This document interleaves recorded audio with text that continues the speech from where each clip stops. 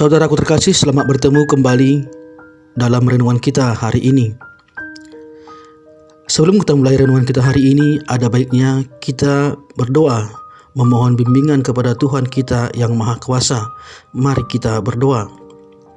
Bapa di surga, terima kasih Bapa, kami bisa bertemu kembali dalam renungan kita hari ini.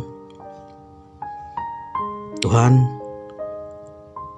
kami ingin mendengar sebagian firman-Mu. Engkau yang hadir di tengah-tengah kami, sehingga kami bisa mengerti, memahami, dan melakukan perintah-perintah-Mu ini dalam kehidupan kami sehari-hari. Terpujilah nama-Mu. Di dalam nama anak-Mu Yesus Kristus kami berdoa dan mengucap syukur. Haleluya. Amin. Injil renungan hari ini kita ambil dari 2 Timotius 2 ayat 1. Sebab itu, hai anakku, jadilah kuat oleh kasih karunia dalam Kristus Yesus. Saya ulang sekali lagi. Sebab itu, hai anakku, jadilah kuat oleh kasih karunia dalam Kristus Yesus. Saudaraku terkasih, terkadang tidak semua orang bisa terima dirinya sedang masuk dalam proses kehidupan. Seperti masalah, persoalan yang datang silih berganti, terkadang bukan buat seorang lulus ujian, justru malah gagal menghadapinya. Kegagalan ini terjadi saat menghadapi proses yang keluar dari hatinya ialah bersungut-sungut, mengomel-ngomel, bahkan tidak sedikit yang menyalahkan orang lain, bahkan Tuhan atas setiap proses yang sedang dialaminya ini. Namun, saat kita rela memberi diri kita diproses, maka sebenarnya kita sedang dibentuk menjadi bejana yang indah di hadapan Tuhan. Oleh sebab itu, marilah kita, saudaraku terkasih, jadilah kuat oleh kasih karunia yang ada di dalam Kristus Yesus. Saudaraku terkasih, apakah sikap yang perlu dimiliki oleh seseorang yang kuat oleh kasih karunia Tuhan? Ada beberapa sikap yang perlu kita miliki, yaitu 1. Kita harus memiliki sikap seperti seorang prajurit, seperti tertulis dalam 2 Timotius 2 ayat 3-4. Saat berperang, seorang prajurit selalu diajarkan untuk berpikir tidak pernah kalah. Mereka selalu mempunyai pikiran yang optimis, yaitu kemenangan. Seorang prajurit juga menunjukkan sikap loyalitas kepada pemimpinnya, tidak memikirkan keadaannya, berpikir optimis dalam menghadapi masa depan. Saudaraku terkasih, mari kita belajar dari seorang prajurit agar kita terus menjadi kuat menghadapi hari yang jahat akhir-akhir ini. Banyak penyakit muncul, banyak masalah ekonomi yang timbul, dan lain sebagainya. Yang kedua, sikap yang kita miliki adalah sikap seperti seorang olahragawan, seperti tertulis dalam 2 Timotius 2 ayat 5.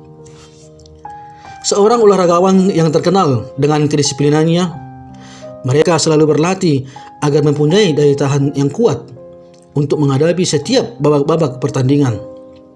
Selain itu, mereka pun berlatih untuk selalu mengembangkan diri mereka, karena di setiap pertandingan akan selalu ada lawan yang lebih kuat. Oleh sebab itu, pengembangan diri sangat penting dilakukan supaya dia bisa mencapai tujuannya, yaitu untuk menjadi juara.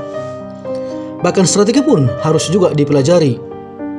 Bahkan seorang olahragawan harus bertanding menurut peraturan yang ditetapkan.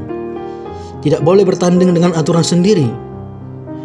Marilah kita belajar seperti seorang olahragawan. Kita bukan hanya melatih otot-otot rohani, tapi juga pikiran. Pengembangan atau pertumbuhan rohani pun harus terus semakin ditingkatkan. Bahkan saat kita menghadapi pertandingan, ingat agar terus bertanding sesuai peraturan. Tidak boleh keluar dari peraturan kita sendiri, tapi ikutilah peraturan surgawi. Ikutilah kehendak Tuhan. Hal ini akan membuat kita menjadi kuat menghadapi proses atau babak-babak dalam pertandingan hidup kita dan menjadikan kita seorang pemenang di dalam iman. 3. Kita harus memiliki sikap seorang petani, seperti tertulis dalam 2 Timotius 2 ayat 6. Petani merupakan seseorang yang giat dan tekun. Ia seorang yang sabar dan pekerja keras. Mulai dari membajak daerah garapannya, menabur benih, merawat sampai waktunya menuai tiba. Petani akan selalu menikmati hasil usahanya ketika dia panen. Dia menunggu waktu sampai 6 bulan, mulai dari menabur benih sampai panen dengan kesabaran. Dan dalam 6 bulan itu semua butuh proses. Saudaraku terkasih, mari kita lewati setiap proses hidup yang terjadi dengan terus bergiat dan tekun, dengan sabar dan terus bekerja keras. Jangan biarkan diri kita menjadi malas karena keadaan.